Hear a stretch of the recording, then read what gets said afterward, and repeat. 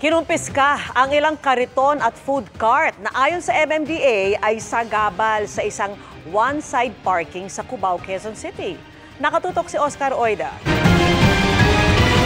Sa susunod, pagbabalik kami, nandyan yan. Samut-saring hambalang ang bumungad sa MMDA nang mag-operate sa 4th Street, Cubao, Quezon City. Mula sa mga sagabal sa bangketa hanggang sa mga iligal na nakaparada. Tila na abuso ang one-side parking sa lugar.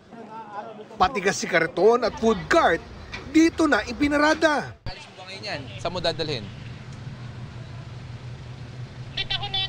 Wala po. Kailangan po natin alisin.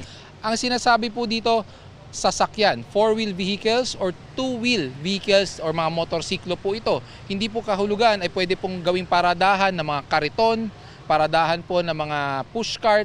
So, ano po yan instead of maging parking space po yan, nalilimitahan po yung slots na pwedeng paradahan ng mga kababayan po natin. Kaya kinumpiska ito ng mga enforcer. Sa 2nd Street naman, pinagtatanggal din ang mga sagabal sa bangketa. At tinow ang mga unattended at illegally parked na mga sasakyan. Habang sa 3rd West Street sa West Crame, sinita ang mga tindahang sinakop na ang mga bangketa.